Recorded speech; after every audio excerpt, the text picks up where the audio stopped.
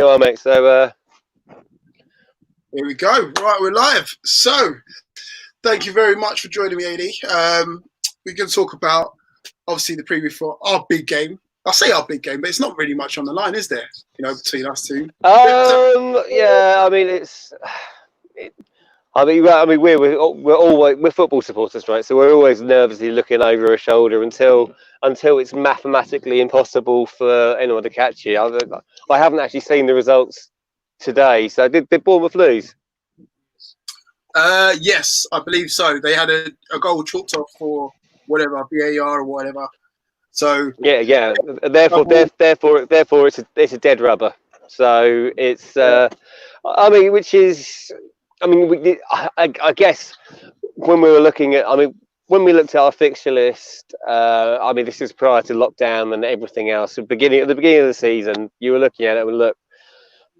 We said we were all saying, look, we want to be safe by the end of March because our fixture list for April is good news. We've got 3 games at home. Oh, hang on, they're against Man United, Man City, and Arsenal. So it's we were kind of wanting to be safe by then. I mean, we've laboured to it. We've got to the point where we are now. We've left way too many points on the pitch all season, but we're at the point now where we can actually start planning for next season and another year at the top table.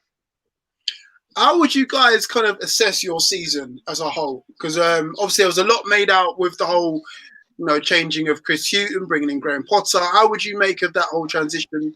Yeah, I mean, you said the word there. It's a season of transition.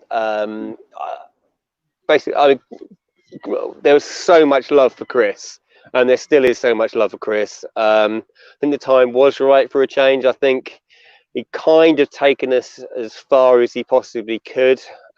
We'd had a lot of investment in the squad, and the player, some of the players that we spent a lot of money on weren't being utilised to their full potential. I think it would be fair to say. So I think the time was right for a change. Bringing Graham in was obviously a big risk. But the style of football has been better. You could see that there is a plan. You can see that there is a plan to progress going forwards. Obviously, it's a gamble changing your manager from a safe pair of hands like Chris. But we wanted to progress as a team, as a footballing side. We wanted to be easier on the eye, and we wanted to use our academy better.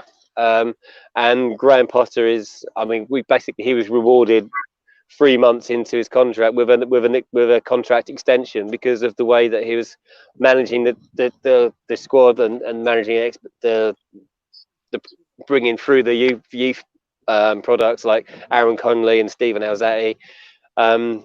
He's certainly one that's not scared to blood a youngster.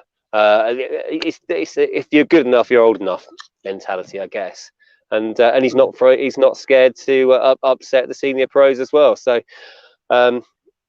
we're happy with him. Obviously, there's been some issues with some of the style of play. Like you can't go around giving teams like Liverpool 2-goal leads, and there's been against Man City. There was certainly. I think I saw a clown. I think I saw an elephant on a bicycle at one point and went, "Oh, hang on, no, that was one of our defenders." It was. It was. Yeah, it's a work in progress, and we can only get better. And I think we're going to have a lot better season next year. But I think the division's going to be a lot stronger next year as well. So we'll see how that goes. Of course. So overall, you would say it was the right choice to make because we've. Yeah, definitely, yeah. Yeah, I think so. Kind of slated for ourselves for getting rid of Chris when we did, and then obviously we went on to get Pardew in, and then obviously Pardew took us to 5th eventually. So yeah, I think the way that you got rid of Chris was slightly different to the way that we did. I mean, It was any manager, any team that seems to get rid of Chris Hughton, it seems like you're shooting shooting a puppy or something, or kicking a cat, because he's the nicest guy in football. He's so well respected. But I mean, I think that when you got rid of him, it was the wrong decision. But you know, he's gone on to have a very, very, very good career, and I'm sure he enjoyed his time in Tyneside. And he's available, so I hear there's a possibility he might be going to Bristol City, I think. So good luck to him. Could be even possibly Watford by the looks of it. You know, maybe now I've got rid of Pearson, and then looking for their fourth manager of the season. So you never know. That's ridiculous. That's hang on, I didn't see a Sky News yellow flash going across the bottom of the screen there. That's breaking news. When did that happen? Oh, you didn't know? I mean, no, I didn't know. I mean, basically, I've since Thursday night when we played Southampton, I've kind of we did our show last night, and I watched bits and bobs of the Watford West Ham game, but I basically I've been in full on family mode since then and getting ready for tomorrow night. So I've not really watched any football, because it's kind of like, you know, I'm kind of footballed out. There's been so much to watch. Yeah, so much kind of crammed in all at once. You kind of sometimes it's kind of good to zone out of some. We was all clamoring for it to come back, and then when it come back, it's all like 4 games a day or 3 games a day, and you're kind of like, oh god, too much. And well, you say that, but you know, when it's the World Cup or something, you kind of, you know, you're well into it, yeah, and you're like, yeah, when the World Cup or the Euros gets out of the group stage, you're like, what do you mean there's only 1 match a day? I can't cope with this. Give me more. But it's like you're comparing the World Cup to, like, I don't know, Burnley versus Bournemouth or something like that. You know what I mean? Hey, don't knock it. Don't knock it. We're playing Bournemouth next Saturday. So no, Burnley next Saturday. You know, the most forward-thinking town in Britain we're going to. We can't wait. I did an interview with the Burnley show a while ago, and I kind of might have mentioned that, like, yeah, we're Brighton Hove Albion, we're practically French. And it's like, because they're not very forward thinking in Burnley, and things like planes over ground kind of tend to prove that. But they're not. It's a town I really do not like going to. Let's put it that way. When you come from a forward thinking place like Brighton, where everyone is treated equal and everyone is respected, places like Burnley I don't know how they. Yeah. I'm not going there. I'm not going there. Let's not go there. Well, as a friend of mine, Paul P, I just want to talk to you about kind of some of the past pictures that Brighton have had against Newcastle, because the one that sticks out in my mind is obviously the 2-1 where Diame scores that fluke goal. I still don't know how it went. Oh God. Yeah. All right. Okay, so.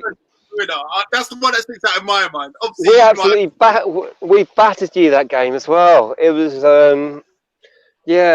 and a bit of a soft sending up for Sam Baldock up at St James's as well. I seem to remember. And did you win that one? I think you did win that one. But yeah, that was a weird season for us. I mean, we basically, I know that the trophy was at Villa Park on the last day of the season. The actual real trophy. You had the fake trophy at St James's because it was in our hands. Having a fake trophy at St James's, eh? No, it was the fake one. It wasn't the real one. The real one was at Villa Park because it was in our hands. I mean, basically, let's face it. That trophy, I wanted to see Bruno's beard of bees lift that trophy aloft, and because I mean, that's the old First Division trophy in old money.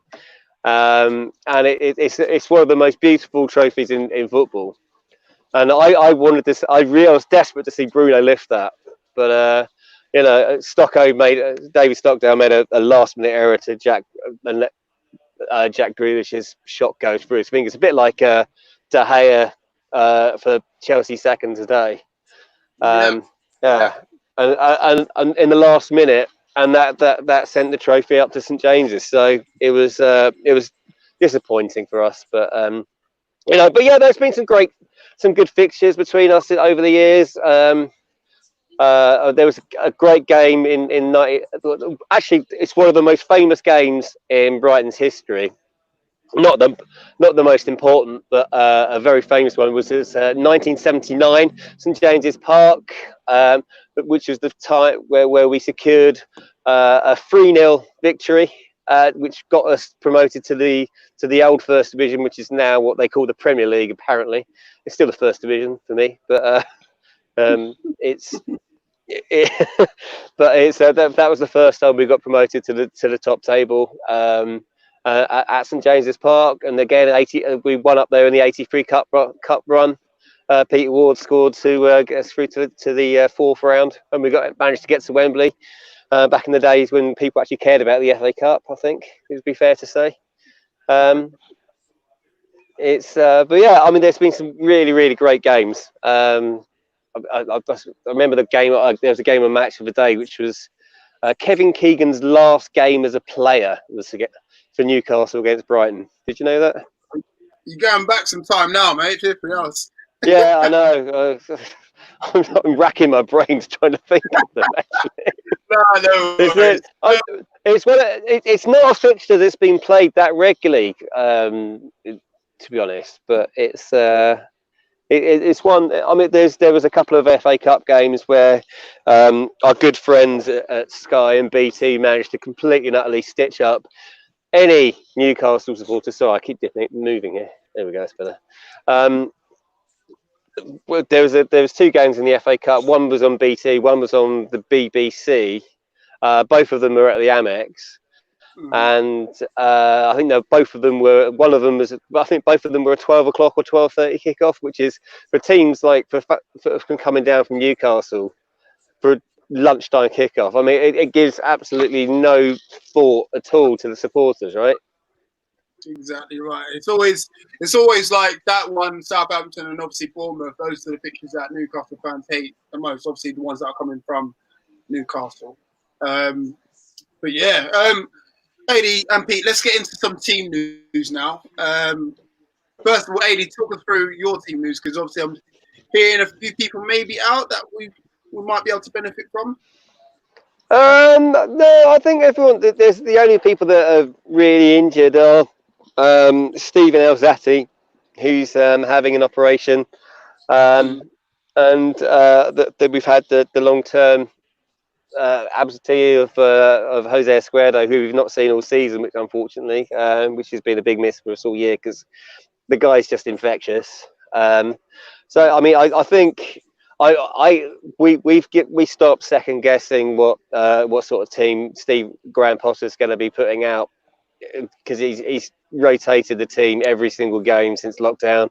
I think he's the only manager that's used every single sub to him available in every game so far since the restart. So I mean, we've got an idea of what the defence will be. I think we'll start with Matt Ryan.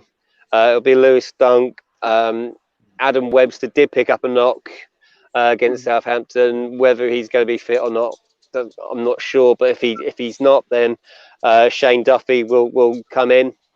The really exciting Tariq Lamptey should start right back, and it will probably be Dan Burn, who is from your neck of the woods.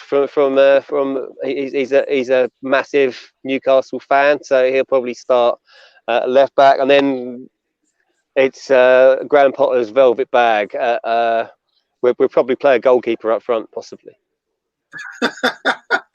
Wait, listen, don't knock it, because we might be playing Andy Carroll at the back with that strapped in terms of defensive cover. So you see, I mean, what's the score with Andy Carroll at the moment? I mean, because is he injured again?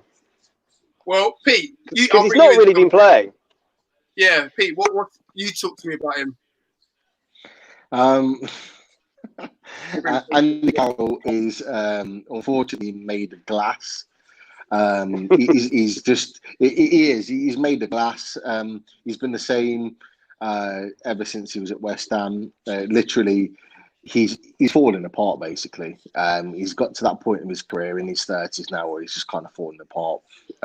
Every little injury where you would normally be able to shake it off in a few days, a week maybe, he's now out a week, 2 weeks. He needs that full 100% recovery before he even returns. That's the problem with Andy Carroll at the moment. I mean, it's such a shame. It's such a shame because, I mean, from the outside looking in, I mean, obviously this is throughout his career. I mean, the guy, when he's playing and when he's on fire, he's unplayable. He's absolutely unplayable. And he's a player that should have got a lot more caps for England. But he's just, like you said, he's mega glass. He's just, you can't rely on, there's no way you could take him to a tournament because he might play the first game and then he might not be available until the semi-final or something. But it's, if you get that far. Yeah.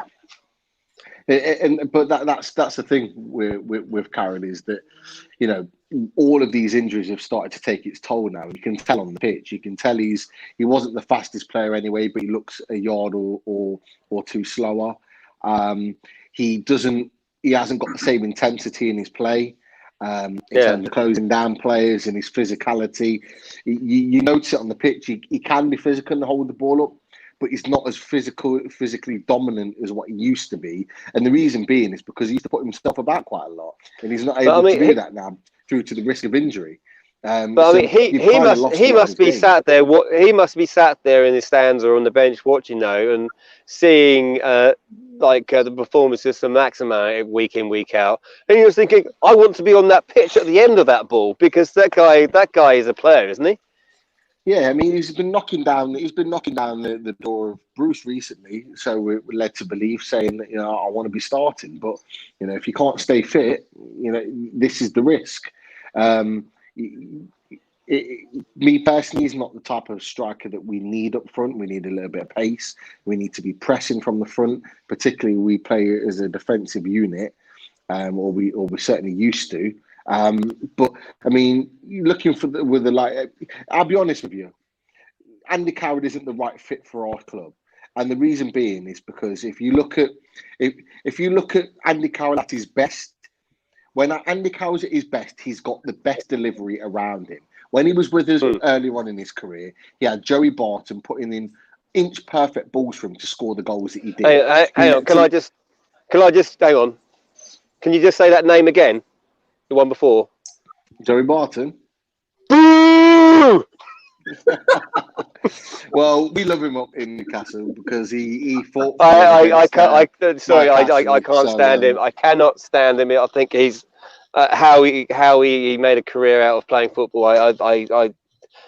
Basically he should have been mopping out the cells at Wormwood Scrubs. He's a thug.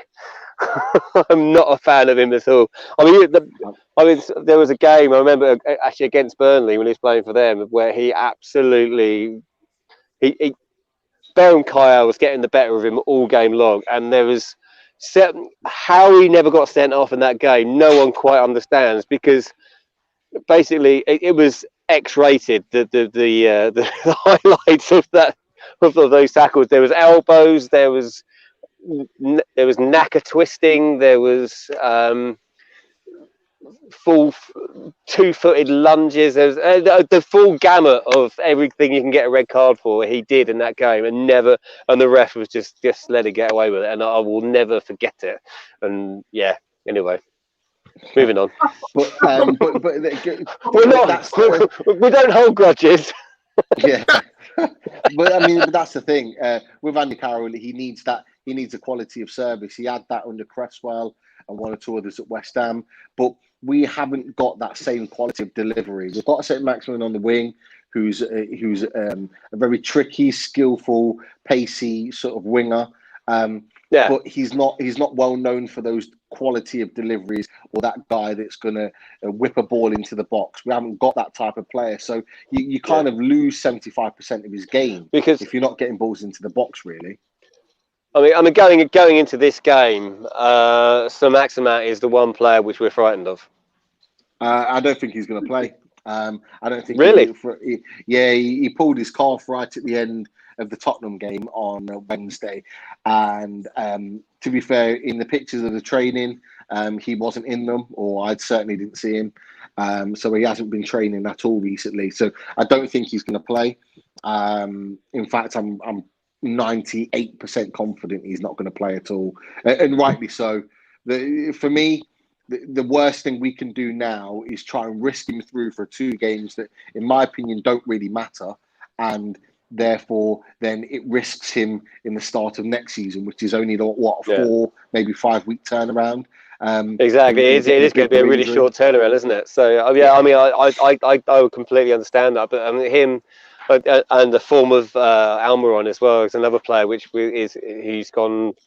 hasn't gone unnoticed at all. I think he's a wonderful player, and I think it took him time to settle. I think, but I think I mean, a lot of people seem to forget this that the footballers, when they sign, they're actually human beings, right? So people when you sign a player, the first thing people tend to do is look at the price tag, and not look at the human being behind that. And the fact that they've got family, they might have come from a different country, they might have come from a different environment with different everything. They're moving into a whole different country with different food, with different climate, with different people, with different customs, with different everything is not what they would be used to. And sometimes it takes time to settle into that and into a team. And everyone says, "Oh yeah, we pay 20 million quid for him, 30 million quid, 40 million quid for XYZ player." And they expect them to hit the ground running, but they're not looking what's happening off the pitch or what's happening in that person's life. Has their family come with them? Is their wife or partner or kids settled into a school? Have they got a new baby and is not sleeping and things? It's very difficult to forget the human element of these things. And with someone like Almiron, who came from a completely different environment. The guy, it does take time to settle in, and with his new teammates and a new style of play and things. And I've really appreciated him from his early performances. And everyone thinks judges a striker on goals. But was he adding something to the team? Yes, I think he was. Yeah. And surely, and finally, the goals have started to come to his performances that he's deserved. And he's a player that is certainly well admired from this neck of the woods, and I think across the country. I think. I'm gonna get. He's done well. I'm gonna get Fumbi involved because he's too quiet for my liking. And that's a rarity as well. Who are you worried about in terms of from a Brighton point of view? Because the main point I think is Malpe. Don't you think, Fumbi? I ain't even gonna lie. I do not know any of the Brighton players. And that's not even a disrespect. Sorry, I don't know Newcastle players either. You're right, mate. I remember Lockhart. I used to like Lockhart because he's quite decent. But yeah, he doesn't play for us anymore. He's a Fulham player now, mate. Oh wow! The thing is, we don't really play well against Brighton. We don't. It's always a war. From that championship when we were both chasing that promotion, we've just carried that. Like, I'm always nervous when we're playing Brighton. I never feel like we're gonna beat them. So I'm kind of just worried about it's just a Brighton fixture, and I don't think there's much riding on the cards. Yeah, I mean, I mentioned at the top of the show while you two were busy supporting Man United. It was that I can't remember what I was going to say then. That went well, didn't it? You got your I was basically saying that it's the games against you. I mean, the game up at St James's. I was basically saying that we've left too many points on the pitch all season, and the game at St James's when you were in a poor run of form, and we absolutely slaughtered you, and we had 72% of the set possession, had 9 shots on target, and we came away with a 0-0 draw, and that's basically been our season in microcosm, really. I mean, it's not been. We've left so many points out on the pitch that I mean, we should have been safe a long time ago, and everyone's admired what we're calling Potterball, the style of play, his tactical changes, but it's we've been pretty much in every game we've played this season, with the exception of the games against the Manchester sides, where we lost 4-1 at the Etihad, lost 5-0 at home. We lost 3-1 at Old Trafford and 3-1 at home as well. So 3-0 at home. So those are the only games we haven't actually competed in. Liverpool, we could have got something out of home and away. It's we've always managed to like compete in every single game, and it's always been an unlucky break or a poor defending, or people. I mean, with the fact we've been playing out of the back quite a lot, it's quite easy to read that and set the traps to counter it. And the best sides have been doing so. But we have also we've got a style of play which is very attractive on the eye, and it can cause a lot of problems to teams. And someone's going to be at the end of the thrashing at some point. I'm just hoping it's going to be you lot on tomorrow night. Dream on, mate. Is Glenn Murray still a thing? Glenn Murray, yeah, he got the assist for the goal against Southampton on Thursday night. I mean, he's not been as involved as often as he would like, but I mean, Glenn's a legend down here. He's been such an important player for us for over a very long period of time. I suspect. I mean, he wants to. He's very, very close to getting the Brighton all-time goal scoring record. He needs another 12 to be the top scorer of all time. I don't think he's going to get there. No. What's the record? 14? There's a possibility he might move on in the window. He just signed another contract a while ago for another year. But I mean, I think he's 52 now. So I need to know what the Brighton goal scoring record of all time is. I need to know. It is 129. Okay. No way. Jolinton will get that by the end of next season. But it's. He probably would. That's the thing. It's. Basically, Brighton's a very transient club, so people tend to come and not stay for. They're only here for a couple of years, and basically, don't forget we've been in and around the lower divisions for a while, and those, and 20 years ago we very nearly went out of business. So due to some very, very dodgy owners, but who somehow evaded not to go to prison somehow. I'm not quite sure how that happened, but we're. We're just grateful to still. I mean, we fought tooth and our support. We fought tooth and nail to make sure that our club still existed, and it is down to the supporters that actually happened. And we've come a long way since '97 when that happened. Where the most important game in our history was the final game of the season away at Hereford in May '97, where if we needed a point to stay up, Hereford needed to win to stay up, and basically the winner would have got the loser went out of the Football League, and we would have gone out of existence because the goals still have been sold. We didn't have a ground, we didn't have anywhere to play. The owners wanted assets stripped us completely. Sounds familiar. It's only through the sheer force of nature and Dick Knight coming in to save the club that the club still exists now in the form that it does. And what happened to the directors when your owners came in? Tony Bloom? Yeah, because Tony came in. Tony took over from Dick in 2011. Which was just before we moved to the Amex. So basically, the banks weren't loaning anyone any money at the time, so we're in a global recession, which we're probably going to go into again shortly, I'd imagine. But Tony was a multi-billionaire and had the money to get the stadium built, and ensure that the club had a future. And we're so grateful to Tony for what he's done to us. And basically the fact that he's been a member in his family on the board since the 50s. He's a lifelong Brighton fan and been in and around the club. And I've interviewed him on several occasions, and the guy he just bleeds Brighton through and through, and we're so lucky to have him. And I'm just hoping and praying that you guys get owners that you can be proud of as well.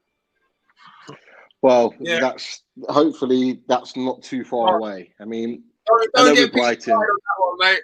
No, I'm going to talk about Brighton really, because obviously with Brighton, it's been admirable the fact their rise, similar to Swansea really, through the lower divisions, and then obviously made it to the Premier League. And you guys have been here for a few years now, so it's a massive achievement. And from all that rubbish that you went through years and years ago to now being a sort of a solid Premier League team. You're on the verge of building a fantastic training facility. No, the facility is one of the best in the country. It has been for years, yeah. Right, okay. Yeah, sorry. I knew that you had something in place. I didn't realise it was finished. But it wasn't cheap, and it's again something that Tony Bloom basically put his hand in his pocket and built for us. And it is state of the art. It's absolutely wonderful down there. And then all the things that, as a Newcastle fan, we've got. Bearing in mind, we've got the same training facilities we had since '96. So nothing's really changed for us. Although we've had our up and downs over the years of good seasons, bad seasons, more bad than good. But it's good to see teams like that are really trying to progress and showing ambition. That's all we want as a Newcastle fan, really. It's as equal as it is to enjoy where we are now, but you can't forget where you've come from, and exactly. It's so important that, because there are people that don't know that story about the fact that Bill Archer bought the club for 57 quid and sold the ground to his own sold the stadium to his own company for 6 million quid, and then 6 months later sold it on for 27 million quid to someone else. But that's another story for another day. I was going to add one of the players that I'm worried about, who I've really enjoyed watching recently for Brighton, is Trossard. I think he's a fantastic player. He's obviously scored a few goals as well. Just watching him, the way he strikes a ball, he strikes it really true. And he's got good movement in his positional play, very intelligent, likes to kind of play off his marker. He's to be honest, Mopé will get the plaudits because he scored the goals, but actually Trossard, his work goes unnoticed in a lot of games. Leandro. Sorry, go on. Leandro's he's been interesting for us. When we signed him in the summer, basically he was being described as the heir apparent to Eden Hazard, because he plays that similar role. He's Belgian, and he's a similar sort of player. That dynamic playmaker. And when he the first couple of months of the season, he was great. He was really exciting to watch. And then he went off the boil for a while. And I mean, what I was saying about players settling and stuff earlier, you could basically talk about that with Leandro, because he basically just disappeared. His form went out the window. But since we've come back from lockdown, he's actually come back to form. He started scoring the goal. He misses a lot. He misses a lot of chances. But he's actually started. Yeah, he has now, but he's only scored 5 goals this season, and that's good for us. 5 goals is a good return. And most of those are scorer for us. Yeah, well, he's just taken over the second top scorer spot for us from OG. So, but good old own goal. He's a great player. We love him.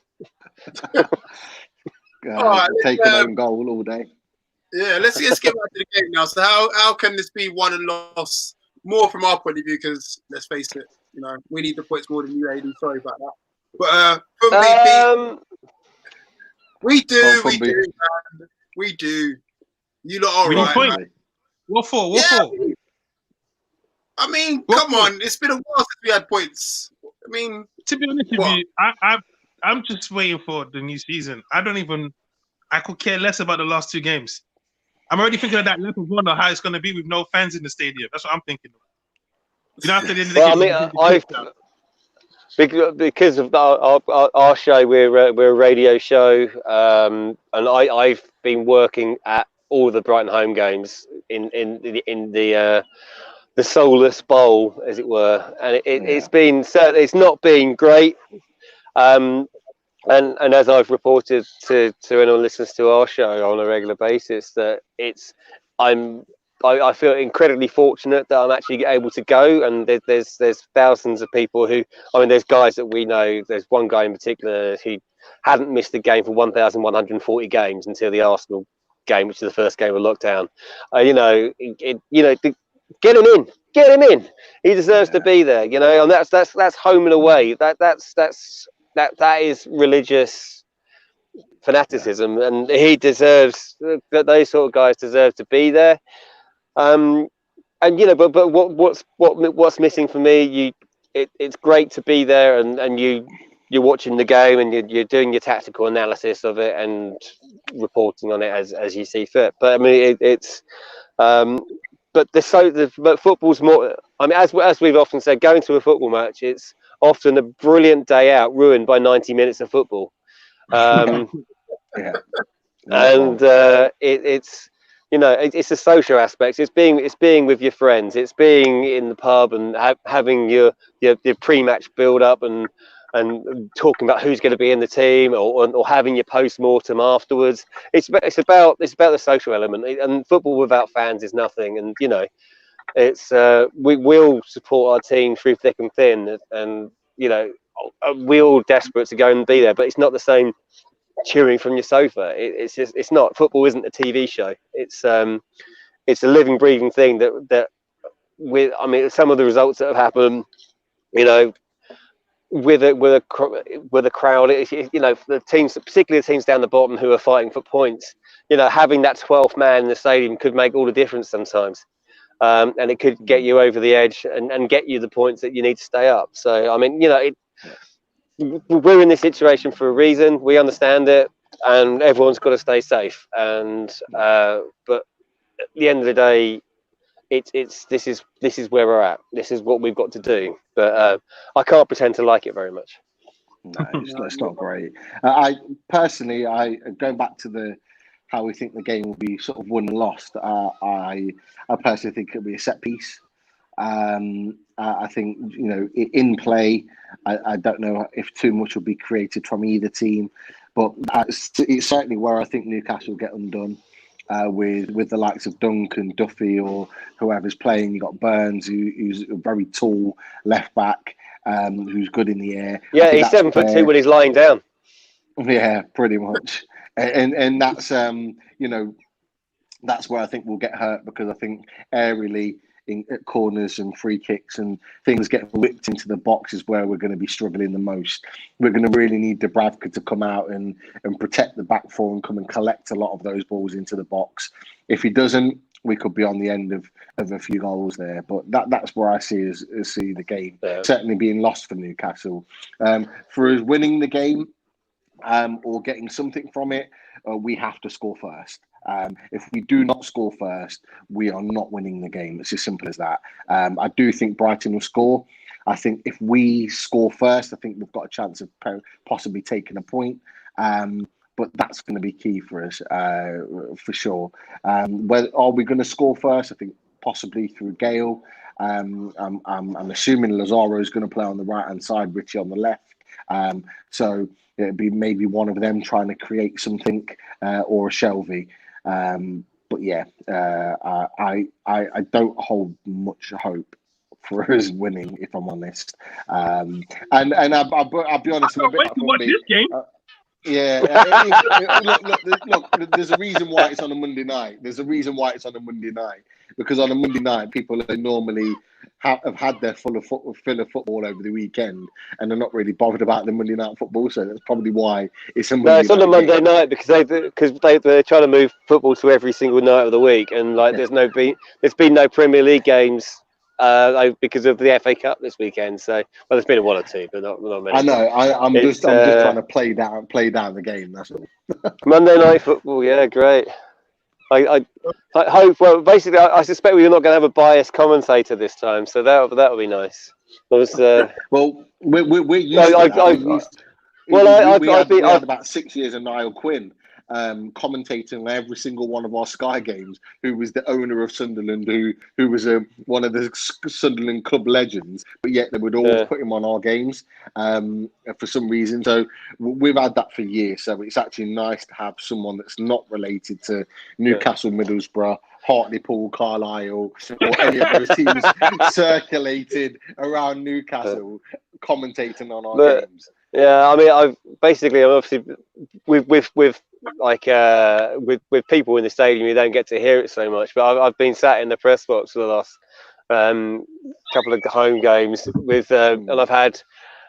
I had who was it was the Liverpool game. I had Jamie Carragher behind me on one side. No, that was the Man United game. So I had Gary Neville behind me on one side, Andy Townsend behind me on the other.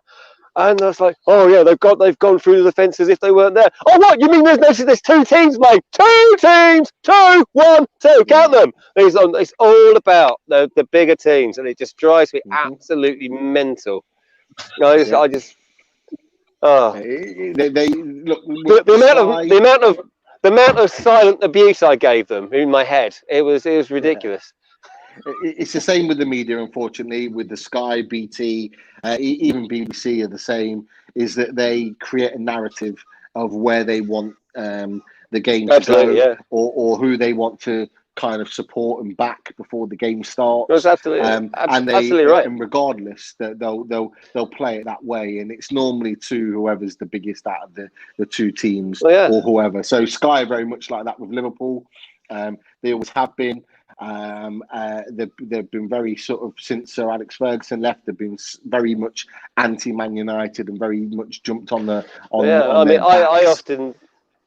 I often say that I'm going to watch 2 games this weekend. Oh yeah, who's that? I'm going to watch Brighton v Newcastle, and then I'm going to watch Brighton v Newcastle a match of that. It's going to be 2 different games. Yeah, they just show you what they want you to see rather than what actually happened, and that's what actually annoys me a little bit, because it's meant to be a factual program, but it's actually, they edit out a lot of the good stuff, and it's a shame. Really frustrating. It's a shame. The Soccer Saturdays, the lot, they've all got their narratives nowadays, so that's why. Yeah, that's it, and you have to fit the narrative. To watch them. I find it very hard.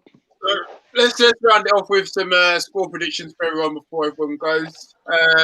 For me, we'll start with you, mate. What do you reckon the score will be? I reckon 2-0 Brighton, Bloody hell. So 80, I'm never lying. 80 When I had ASM, when I had ASM and I don't think even Miggy's playing, I figured, you know what, man, holidays. We're gonna hold. You know what it is? Brighton are physical, and I just know if they score first, like Pete said, if we score first, that's for us to draw. Yeah, that's to get a draw, not to win. That's to nick a draw. If we don't score first, long day. If Lascelles is not back and Clark is playing centre back again, if Yedlin's playing, I got so many issues. All I know is Brighton 2-0, I reckon. Brighton 2-0. Wow, I'd be happy to hear that. Pete, we'll go next. What do you reckon, Pete? I think it'll be 1-1. I think we might actually. I think we might actually get a point. I think we might actually get a point from this game. But again, as I've said, and somebody's obviously mentioned the same. We have to score first. If we don't score first, and as long as the game keeps trickling on without anyone scoring, the only one I see scoring is Brighton. I don't see us scoring later on in the game. If you look at the games that we've played in recently, since the sort of restart. We've scored our goals relatively earlier on in the games. As you get later on into the games, we look far more less likely to score because we tire very quickly. We're all action in the first half, a little bit in the second half, then tire out. So if we take that's where we could get caught. So if we take the sting out of you and soak up the pressure early on, and then hit you on the counter later on, that's the way to win the game. Yeah, definitely. I'll tell whereas if we score first, although our defensive record is not great, in fact it's really, really poor. When we score first, we tend to, because we've got something to hold on to or something to fight for, we tend to play a little bit deeper and make it very much harder for you guys to break us down. Yeah, we tend to defend better then in those positions. But yeah, we always tend to feel the pressure if we haven't scored, but yet teams put pressure on us later on into the game, we tend to crumble. So it's going to be, I do think it'll be a draw. Both teams are safe, nothing really to play for. There may be one or two changes for Brighton. There'll certainly be one or two changes, or more than one or two changes for us, forced. So I think I've got a feeling that it'll be played out in a very much mundane, very boring sort of manner. I don't see it being an end-to-end fanatic, entertaining game because it doesn't need to be. It really, in honest truth, it doesn't need to be. And I think players will be looking after themselves, managing themselves to make sure that they don't pick up unnecessary injuries with obviously, because by next Sunday, the season's done. And then we've only got 4 more weeks or so before the season starts again. And they'll want to manage themselves. Yeah, true. Charles not playing. Yeah. Well, it's interesting, really. I mean, I agree. I'm loving Pete's viewpoint on that, and it's interesting that point. But I mean, my view is, I've never seen a magpie nick anyone's chips. So seagulls all the way for me, obviously. But magpies just nick silver, but like you did in the win the championship. But I wish we did it more often, AD. I really wish we did it more often. Yeah, I know, it's nice. It must have been nice. It must have been nice to see you lift the trophy. But I know. I think that I think it's going to be different. I think it's going to be we're going to see Tariq Lamptey come to the party. I think he's going to be important. He's been absolutely wonderful. He didn't have the greatest game against Southampton, but working those overloads down the flank. I mean, we've tend to be playing a little bit narrow under Graham Potter, so we're not necessarily looking to overload on the wings. But Lamptey's been getting down there, and we've got some absolutely wonderful footballers in our squad, and a lot of them are fighting for contracts, and they're fighting for places. The likes of Aaron Moy, for instance, he was all the time he was on loan to us. He was absolutely wonderful, and then when he signed in permanently, he disappeared down the drain a little bit, and his performances completely dropped. But he turned up at Norwich recently. Yeah, how often do you see that? So we'd like to see some more from him. You mentioned Morpie. Le petit maison de merde, as we like to call him.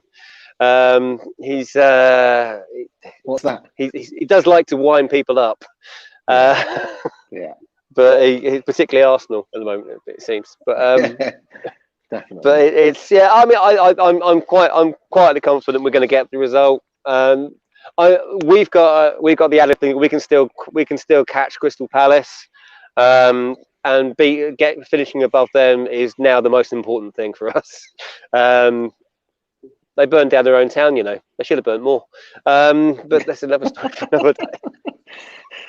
Wow. But there's no love. But Crystal, in case you didn't know, Crystal Palace are our Sunderland, basically. It's was a strange one for me, but we'll get to another. But it's and we want to finish strong. We want to finish as high up the table as possible. Take that momentum into next season with us. Add to the squad in the window where we can. No one knows quite what the window is going to be doing.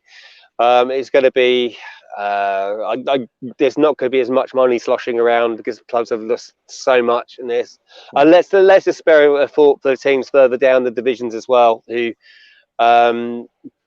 they rely on the click of the turnstile, the flip of the burger to generate their income, to play the players, to keep their clubs in existence. So we've got to think about them as well, and hopefully that come when we get to restart, they'll be able to survive, because these clubs are part of the communities, and football is not necessarily about the 22 blokes kicking a bag of air about a bit of grass on a Saturday afternoon. It's about more than that. It's about the community.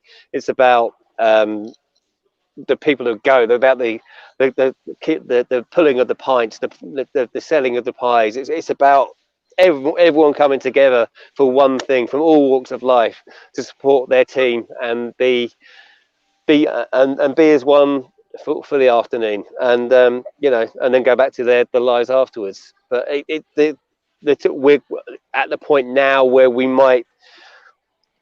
finished the season finished with 91 teams in professional football. Let's hope that it goes back to 92 and it doesn't go down to 72, which could quite easily happen when we get back to playing again when the season restarts. Okay, we'll call it a day there. Thank you for joining us, AD, and all the best for the rest of the season after this game. So there's only going to be one game left anyway, so it doesn't really matter, to be fair. But yeah, Burnley, yeah, love them. Enjoy that. Enjoy the rest of your weekend, whatever's left of it, and hopefully see you around soon, bro. Take care. Yeah, no, that's where I'm going, over there. You see that? Oh, nice. Yeah, nice little view there.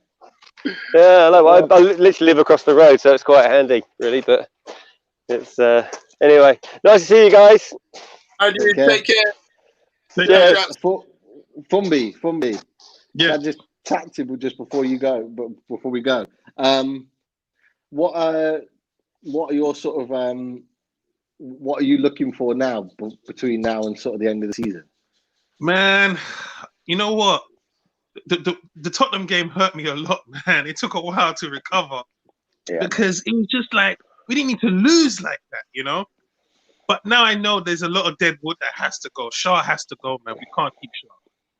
We can't. I feel like he feels like he's when a player hears Real Madrid has been knocking on the door and now they're moving with some kind of swag and you're like, hello. Yeah. I feel like that's in his head. Obviously, Lascelles is way more important than I thought he was. Yeah. Yedlin, bye. For real. We need to clean that up. Boy, Pete, what we really need, we need the takeover to either say yes or no. Because my biggest fear is if it's a no, we have no money next season to buy nothing. Yeah. Bruce has said that today. He came out and said that our transfer budget for the summer has been cut. So what he wanted or what they plan to spend in January, because I think they've done this for a few years now. They've already had their signings pinpointed by January, ready for the summer and who they want to get. And I think they've done that. And then with COVID coming, I think they've had to slash that. And he's come out today and said that the transfer budget's been slashed and they're not going to have the money that they agreed were on in January. Look, our club is hanging in the balance, and I'm not overhyping it.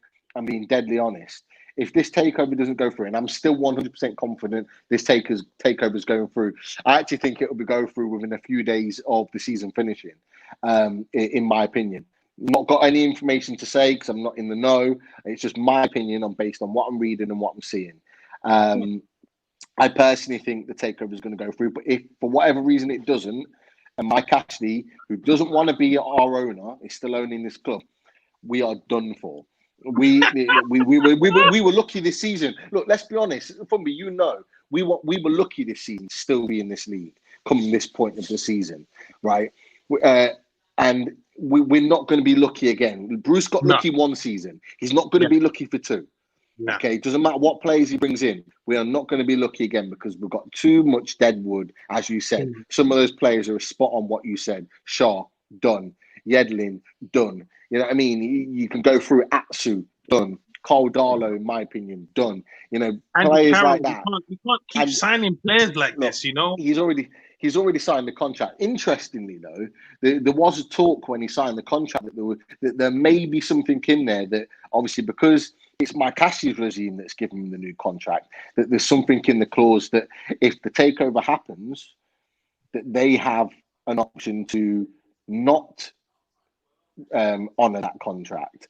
So it might be interesting that if they take over and say, okay, well, that contract was given not under our guidance, we don't want that. Another Off we contract? go.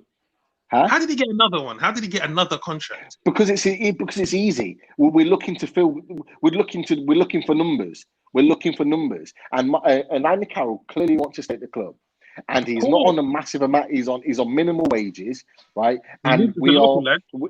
This current regime and this current Newcastle squad needs numbers. He's a shoo-in because he could go off to somewhere else and play, for all we know, 25, 30 games next season, and we'd lose out on that because if they can keep him for free, they don't have to go out and spend 5, 10, 15, 20 million on replacing him as a third choice striker. They do need a striker, but they'd have to pay to replace a second or third choice striker. They don't want to do that. They just want to renew it for a rolling season. And that's exactly what they've done. So it's an easy deal to do. But there's so many positions that, in my opinion, that if we're going to be top 10, challenging the top half of the table, we need to make a lot of signings, which we're not going to make under this regime. There's so much to be done, and we're not going to be in a position to do it. Bruce has got a transfer list already. Apparently, he's got a short list. Yeah, no, but that's what I mean. That's already been cut. That's already been cut. So he's already the amount of players he wants. They said 50 million, Pete. They said the transfer key is 50 million. I said 50 million. That's not even a right back. Yeah. You know what? Yeah, it's not. Bruce said, "Fuck your takeover talks." He's not leaving. I'm not leaving. he fucking better leave. Trust me. You know, I leave. feel for him, yeah, because he had an opportunity, like you said, Pete, to sell himself. And he started well. He started very well. Then we took 3. Watford were terrible against West Ham. Terrible. And we gave them 2 goals. Hey, Fumby, Watford were terrible against us. They were terrible against us, and they still come out with 3 points. Trust me, I was watching that game on Friday thinking, how the hell did they beat us? They played. They were probably better against West Ham than they were against us, and they beat us. They beat us, yeah. Absolutely. But you're right. We talked about this early on in the restart. He had a chance to sell himself, to show himself that he could be the manager to take us forward. And yes, he started well. But as I said in the preview to the last game, this is the tipping point, because we were 1-2, drew 2, lost 2. We're in that tipping point now. Does it go the way in a positive aspect that he then gets the 3rd win or the 3rd draw to give it a positive outlook, or does it go the other way? And it went the other way. So now, I don't see Danny Murphy. I don't see Jermaine Jonas. I don't see Phil Neville talking about wanting him to stay. I don't see Steve McManaman saying fantastic management, amazing season for Steve Bruce. I don't see none of that. They've all gone quiet now. None of them know who Steve Bruce is anymore. You know what I mean? The narrative's gone because he's putting out dog performances. And right? I want to say, Pete, yeah, everyone's raving about Saint-Maximin, yeah. Understand this, it's got nothing to do with Bruce's coaching. He just hopes he's going to produce magic. That whole Tottenham game, yeah, he was letting him run ragged. It's like rein him in, help him out, tell the other players where to move. He's just like, yeah, just one moment of magic, please, ASM.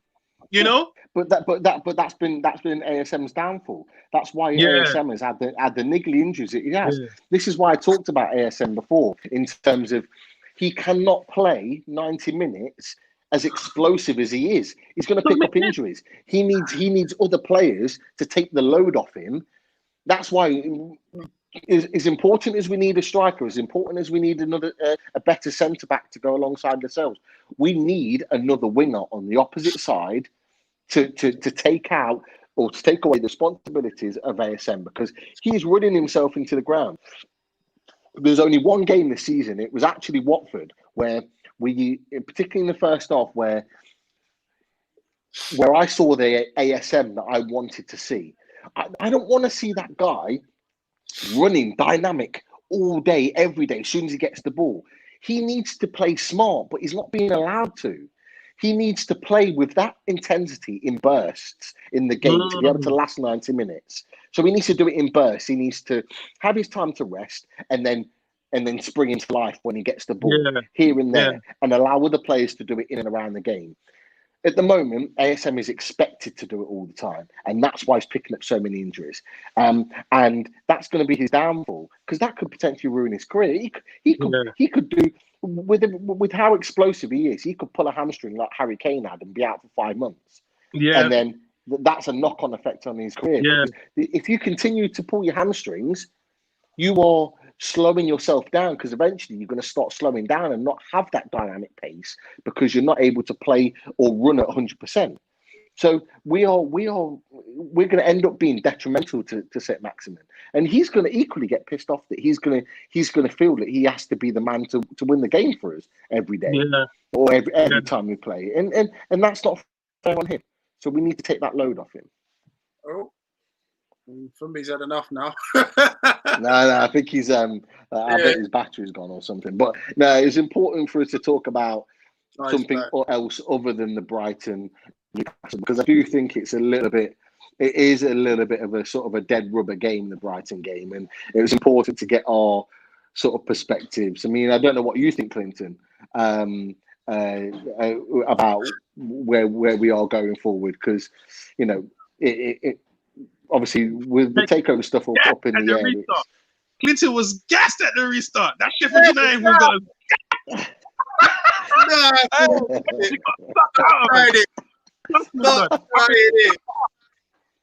Listen, let me tell you about you two. Let me tell you about you two in particular. Yeah, was telling us all about this takeover's happening. Yeah, and it is happening. From me had a shopping list of Kai Havertz. No! So don't tell me about I was gassed. It was you two. That's what. I've got this. I'm still there. Hey, this has been the City game, This has been a feeling since when we lost the City. I had a bad taste in my mouth, innit? Because I didn't like the way we played. I watched City yesterday against Arsenal. I thought to myself, we could have nicked that game, We could have nicked that game. We were home. Like, but I thought, whatever. Then we played well. We Villa game we should have won, but I thought whatever. We beat someone 4-0. When we beat Bournemouth 4-0, we all got cocky in it. I thought Barcelona.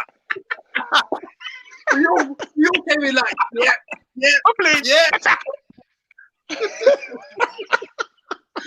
Bournemouth, Get them up, and then that was it. Fucking Europe. We peaked. As soon as we said the E word, Europe, that was it. Peak, that was it. Go. See you later. I don't even want Europe. I just didn't like the way we've been losing. And big goals, 4-5-2s. What's going on?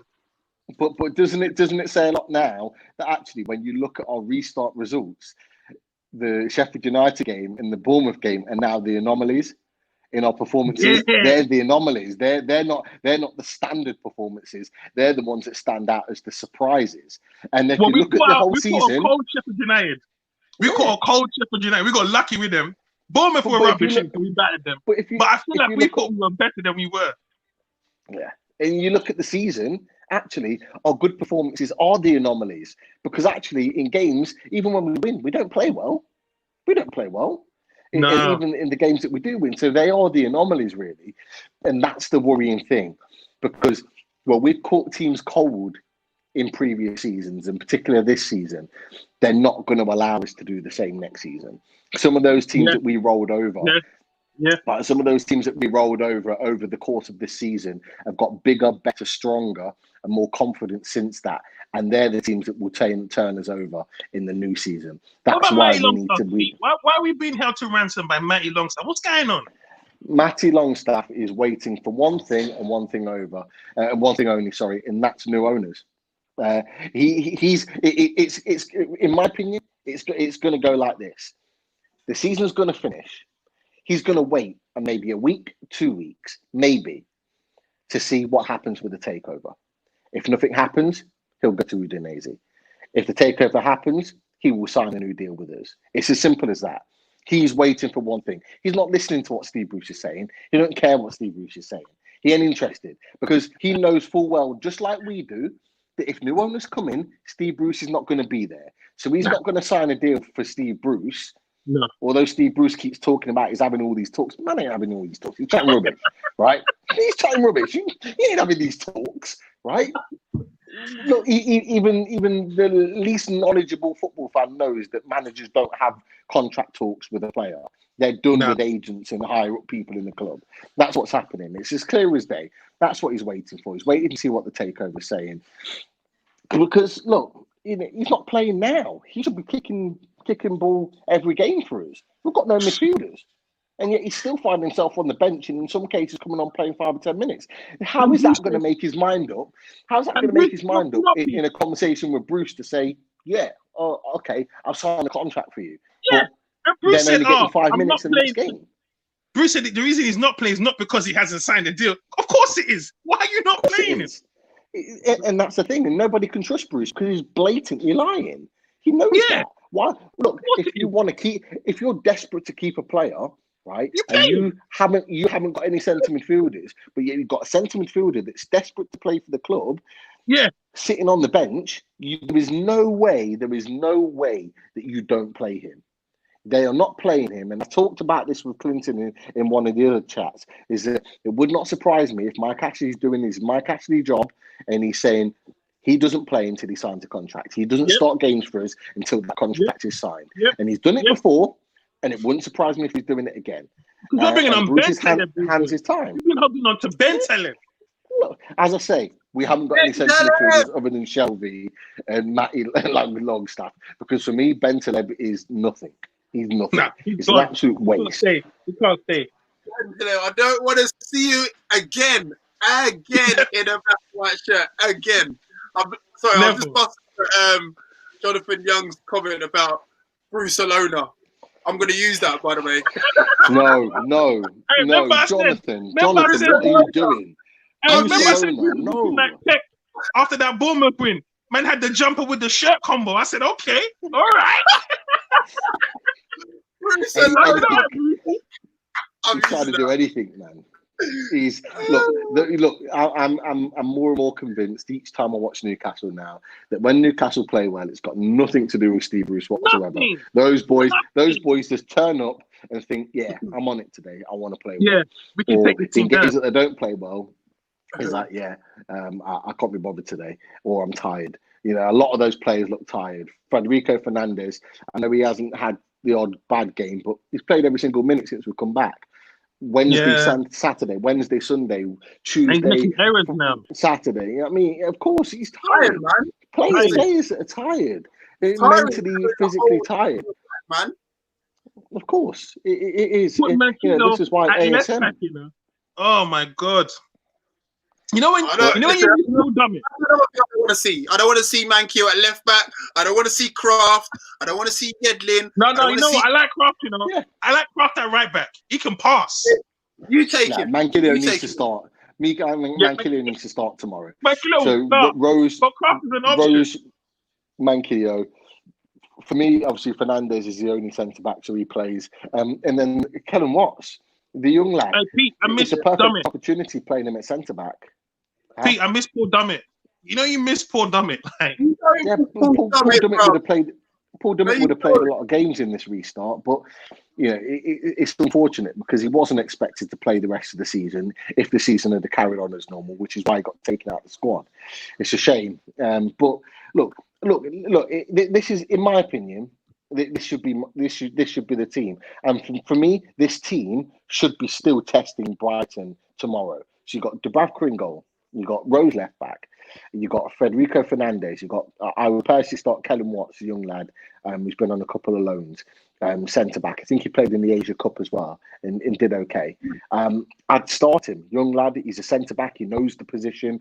You know, he's got an experienced centre back next to him. He's not going to be perfect, but he's a centre back, so I'd play him. What is there to lose? And I play Mankilio as right back. In midfield, I'd go Shelby and Matty Longstaff. I'd go Richie on the left. I'd go Lazaro on the right, and then I'd go Almiron and Dwight Gale. You're telling me that team is still not competitive enough to go against Brighton, who are below us and 6 points behind us in the league? That should still be competitive. There is no way that, regardless of the result tomorrow, that Bruce should be coming out and giving excuses, because he's given excuses in every single game that we've lost in this restart as to why we've lost. But every team that's gone out there is a team that should be competitive. Yes, we haven't got ASM. Yes, we haven't got our first choice centre back, our captain Lascelles. Yes, we haven't got Hayden. But I'm telling you now, that team that I've just said should still be competitive and should still be getting us something in that game against Brighton tomorrow. And if it doesn't, that's on Bruce. That's on Bruce for not making it happen. All right, Pete Keegan. All that was missing is I love it if we beat him. I love it. I refuse to say that because it was a long time ago and it still hurts, man. We should have a Premier League title. We should have a Premier League title in our trophy cabinet. We should. Hey, but man, that's another conversation, probably in the another close conversation. Come on, that's another one. We ain't got time for that. Right, let's wrap it up now. That was good. I like that. We had a little bit at the end. We've got to come back tomorrow. I think we needed that. We needed that. We needed that Newcastle chat at the end. We did, man. Just to I came on for that. I was like, I'm gonna let the Brian guy talk, but I want to talk. That's why you asked me who you fed up of Brian. I'm like, Brian, you think I watch Brian? I watch Brian. Oh, when you said you didn't know any of those players, that killed me off. None of them things. Right, hopefully we got the same energy. Knockout left a year ago. From these knowledge of the teams. I wasn't mugging it. I wasn't even mugging it. What? I wasn't. I don't know the minute. Like, I'm a Newcastle fan. That's what I care about. Hey, Clint, if we lose tomorrow, believe me, I'm going to be depressed. I'm just letting you know now, innit? The energy is going to be like this. That's what I want to come back and see. I want to see Fumbi depressed. I want to see Pete try and make something positive of losing 5-0 to Brighton. That's what I want to see. I'll try. And the negative is positive. But yeah, great. Let's wrap it up. Same time tomorrow. Make sure you're there. Right, same energies. And thanks for listening and everyone watching. Cheers for that. Cheers, lads. Boys. All right,